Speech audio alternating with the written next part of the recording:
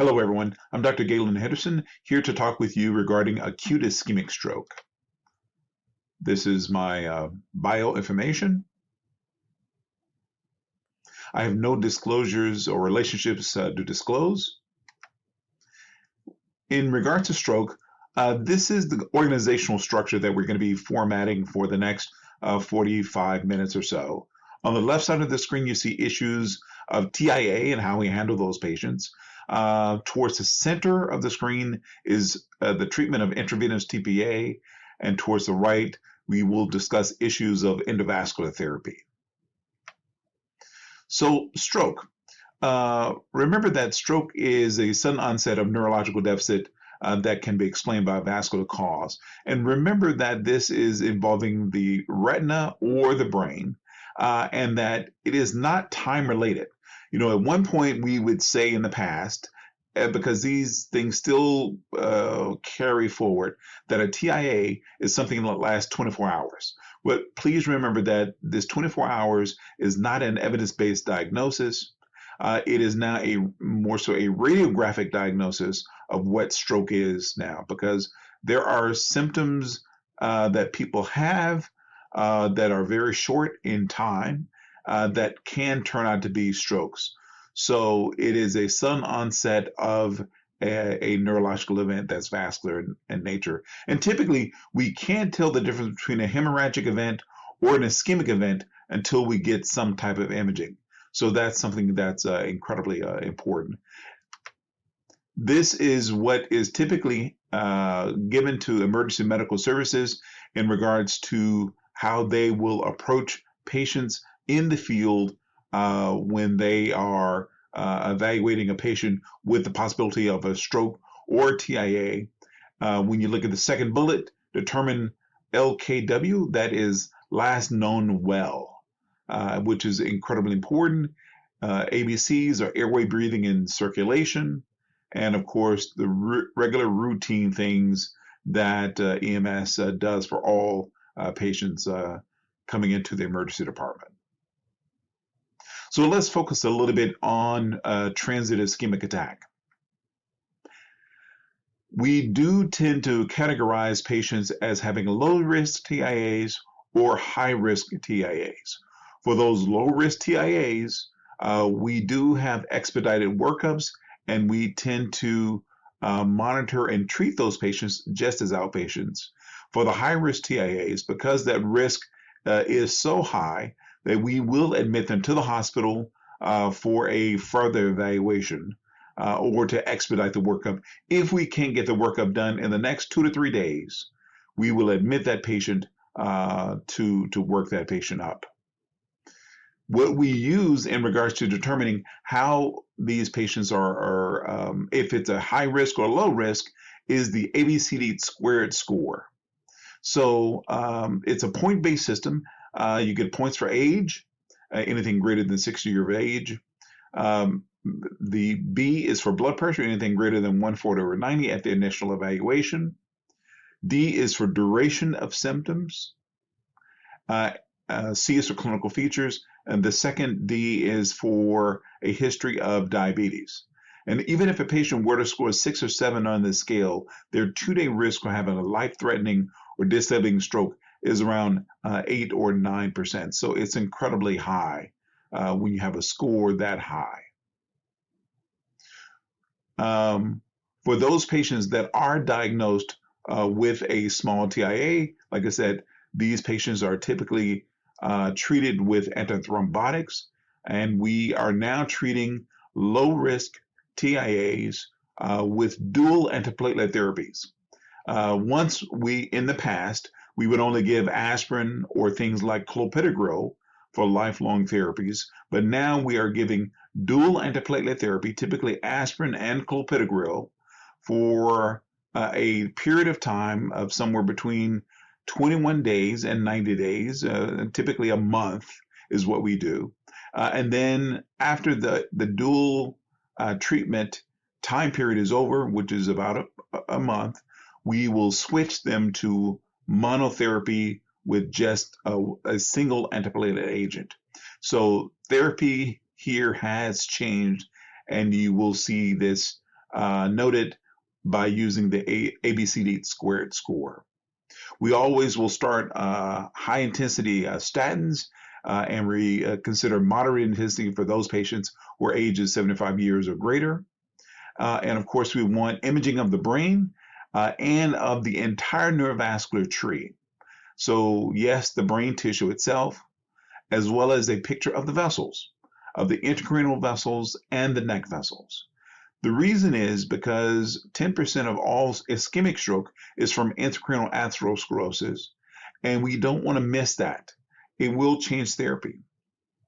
Also, we can pick up hot carotids, and each month, there are about 2 or 3 patients per month that we see will have a very tight carotid, but had a transient event that was given the diagnosis of a TIA, and it's a threatened carotid occlusion. So it's important to know what those vessels are at the time of the evaluation. We will also consider getting a cardiac echo and an EKG and a 30-day ambulatory cardiac monitor, because we know that most AFib is not picked up in the first 24 hours after the event, but it's a much more sensitive test if you measure the patient for at least 2 to 3 weeks after the event, or for a 2 to 3 week period after the event, capturing all of that data, and your sensitivity rate is much, much higher for picking up AFib. That will change therapy as well, proven over and over again in many stroke studies. And of course, we talk about lifestyle changes. For those patients that have high-risk TIAs, or things that are truly catastrophic in regards to their presentation, that are transient in nature, we will admit them to expedite the workup, typically because sometimes imaging of the head and neck needs to be done before the patient is really discharged. Of this, the dual antiplatelet therapies and the vascular imaging is probably the 2 most important things that require admission to the hospital. So let's start with a test question. A 60-year-old man presents to the hospital after a TIA. He has a history of hypertension and tobacco use, but is not taking any medications. He's at his neurological baseline. His head CT, of course, is unremarkable, as always. He has a low ABCD score with no evidence of atrial fibrillation. The question is, what would constitute an appropriate management plan? A, obtain a stat MRI and administer TPA if there's a demonstrable injury. B, discharge him home on antiplatelet therapy and a statin with follow-up in 90 days. C, admit to the ICU for Q 1-hour neuro checks and administer TPA if symptoms return. Or D, discharge home on dual antiplatelet therapy and a statin with outpatient follow-up in 1 to 2 days. I think the most appropriate answer for this is D, discharge at home on dual antiplatelet therapy and a statin with outpatient follow-up in 1 to 2 days. That's how TIAs are handled as we speak right now. As I said before, the takeaway message is time is not as important as it once was years ago, and we don't use that 24-hour moniker as a cutoff for what is a TIA or not. It's really what we see on imaging, and if we can see ischemic changes on imaging, which makes a difference. Imaging for us now is our radiographic marker, like for cardiologists, troponin is their biological marker. So let's talk about thrombolytics and catheter-based therapies. With test question number 2. A 79-year-old female goes to bed at 10 o'clock at night and awakens at 6 a.m. and notices that the left arm is floppy and that her face droops. The patient's daughter calls her mom at 6:30 in the morning and notices that she has some slurred speech. When the daughter arrives at her mom's house 30 minutes later, which is 7 o'clock, she notices mom looks only to the right side. Daughter calls 911 at 7:15, and the patient arrives to the emergency department a little bit later. Based on her presentation, what is the time used to determine eligibility for possible intravenous TPA treatment? Is it A, 6 a.m., B, 6:30 a.m., C, 7 a.m., D, 7:45, or E, 10 p.m. the previous night? The correct answer is E, 10 p.m. the previous night. So this is the last time the patient was seen well. And this by far excludes many patients from getting intravenous TPA because the time that they were seen normal was the previous night. And then we have to consider that as the time of onset. We now know for catheter-based therapies, there are some imaging techniques that we can use to still treat this patient, but for intravenous therapies, it's the last time that they were seen normal. So let's start with this case. 65-year-old woman presents to the emergency department with left face and arm weakness, inattention, and a visual field deficit. Onset was 30 minutes prior, and it was witnessed, which is rare, but it does happen. Past medical history of elevated blood pressure and hyperlipidemia. We see the medications that the patient was taking, as well as an aspirin. Vital signs: the patient was afebrile with a blood pressure of 160/90, pulse of 95, respirations of 18 with an O2 sat of 98%. The NIH score is 14. Typically for NIH scores, a critical point is anything greater than 4 or greater is considered a significant deficit. And it is even more severe when you get into double digits. So since we are at 14, that is a quite severe deficit. General exam is unremarkable. Bedside blood sugar tests are also normal. With this image, which is a CAT scan of the brain, let's focus on the top images, the one in the center. The arrow points to a middle cerebral artery clot. This is called a hyperdense MCA, and this does correlate with the clinical exam that was seen before with that NIH score of 14. This is sometimes we are able to see the clot, sometimes not, but having seen it does give confidence that this is really what's going on and that we want to be aggressive in regards to treating this patient if they were eligible. This type of image is a CAT scan also with contrast that's given, and it can give us the ischemic core as well as the perfusion deficit. So if we focus on the image on the left, we see where the clot is located. The arrow points to that area, and we see that on the CT angiogram, the signal drops out because you don't see flow on the middle cerebral artery. With the image to the right, in kind of a pinkish purple color, we see the ischemic core. And then farther to the right, we see in green, we see the penumbra.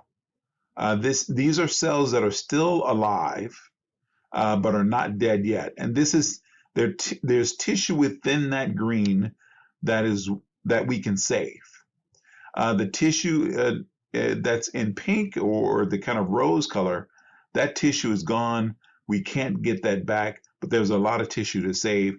And we use this type of image with either CAT scans or MRIs to push out the window for therapy up to 24 hours and sometimes a little bit longer. So this helps us in the extended windows up to 24 hours. IV therapy, we can treat from time 0 to 4.5 hours. Anything greater than 4.5 hours, it should be with endovascular therapy.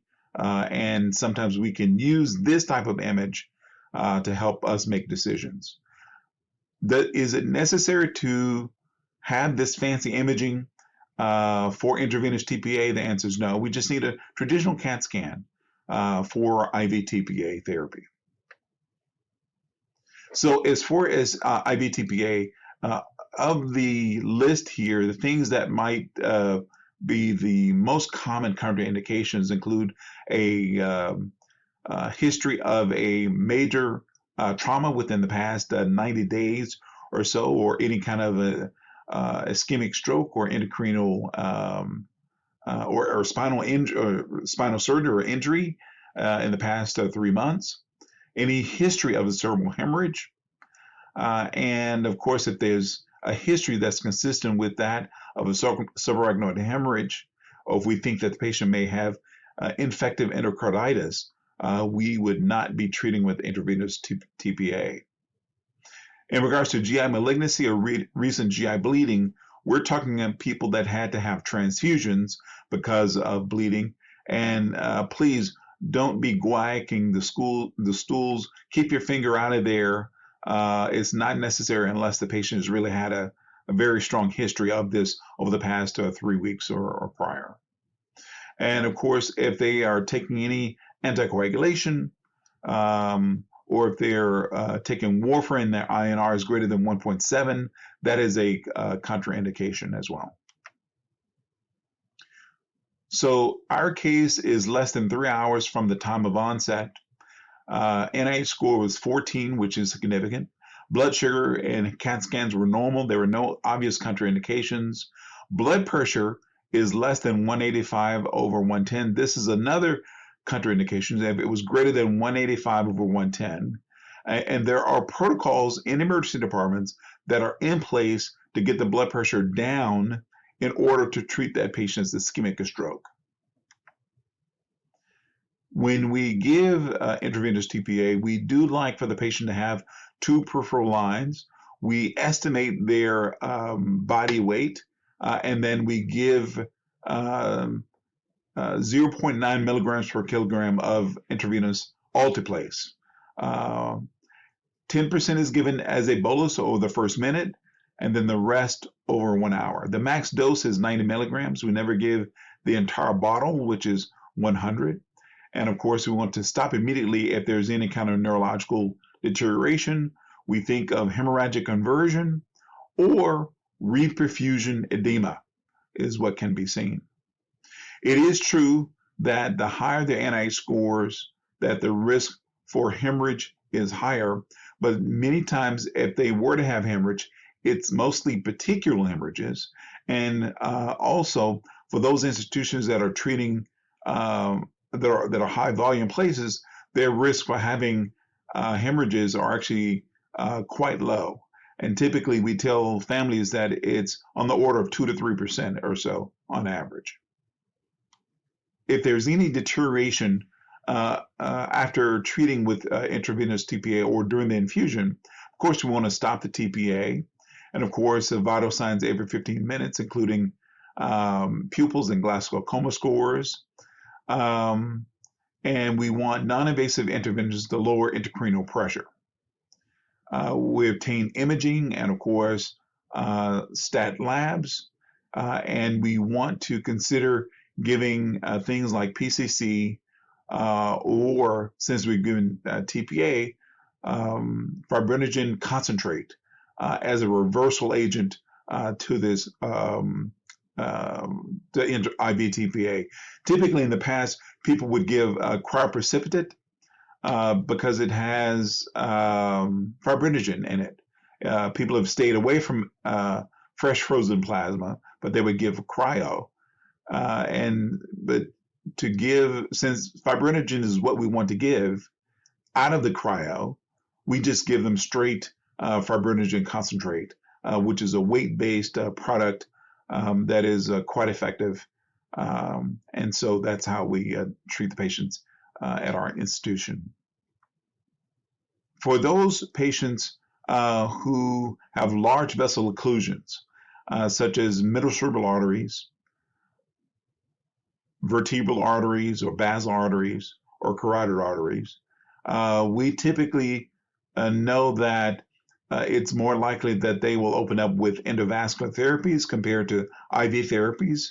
And there are all these newer devices that have been created to treat those patients.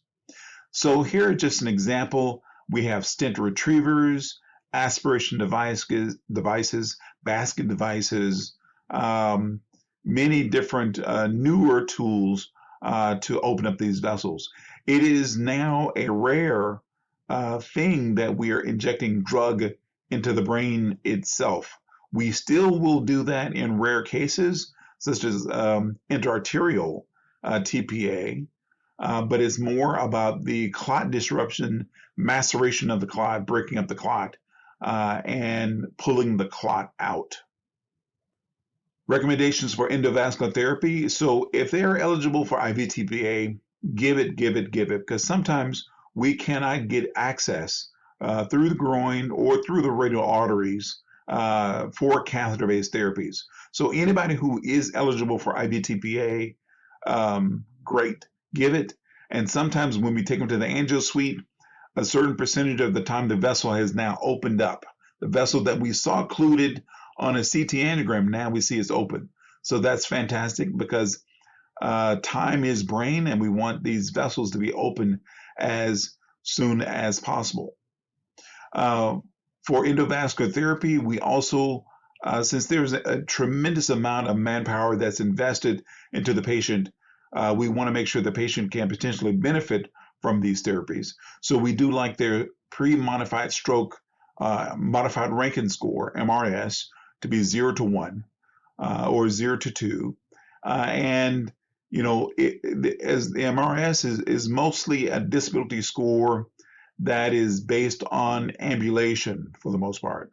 And so for those people that are ambulating, even with a cane or a stick, they definitely will benefit from these types of therapies. We want to be able to visualize the vascular lesion. These patients are typically 18 years of age and above. NIH scores can be as low as 6. Typically, they are double digits in nature, greater than 10. An aspect score is a radiographic grading of the CAT scan to see how much tissue is affected. A score of 10 is normal, and the lower the number, the worse the scan is, or the more stroke we can actually see on that scan. We want groin puncture as soon as we can, and we can use imaging to help us extend that window to 24 hours. With our case, so she's status post-IV TPA, CTA confirms proximal M1 occlusion. Even though they've given IV TPA, she's going to be taken for endovascular therapy. There's no waiting to see if people improve. It's just reflex, and we should just take these patients to the vascular lab. Looking at the image to the left, the pre-image, we see the clot in the middle cerebral artery. And then the image to the right, the post-stent retriever, we can actually see the recanalization and arborization of the vessels. The patient's NIH score went from a high of 14 down to 3, and the patient was then admitted to the neuro ICU for post-IV TPA and endovascular care protocols.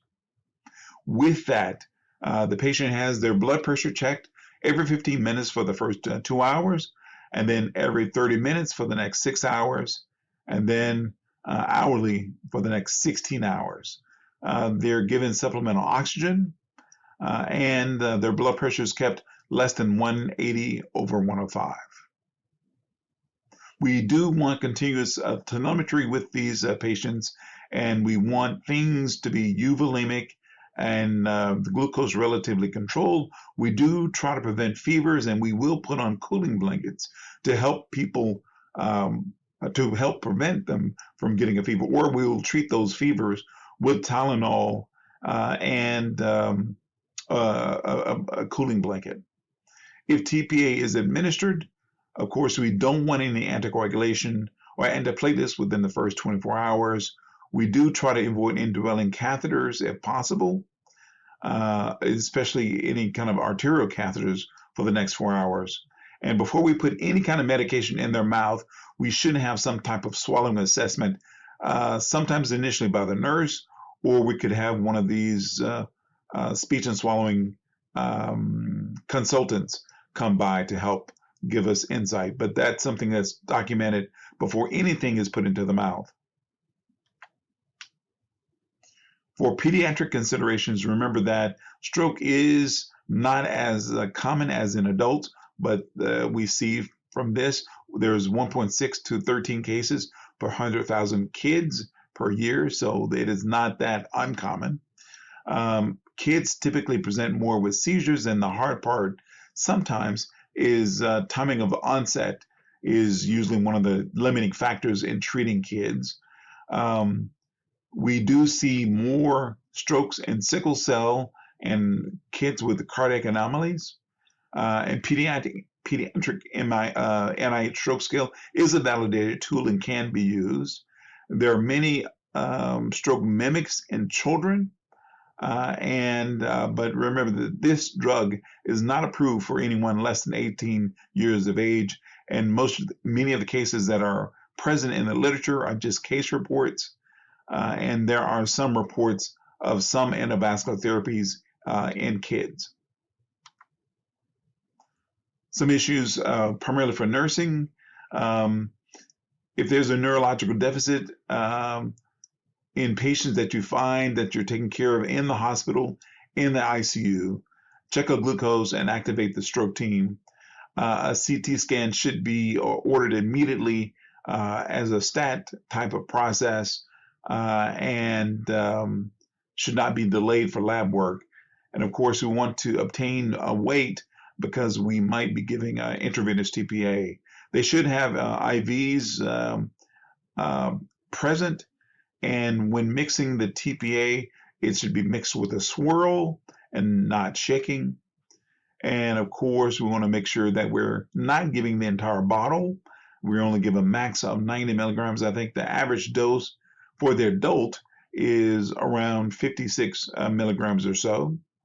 Patients not receiving TPA may be allowed to have permissive higher blood pressures because we want to make sure that those vessels are open before we really start to clamp down on that blood pressure.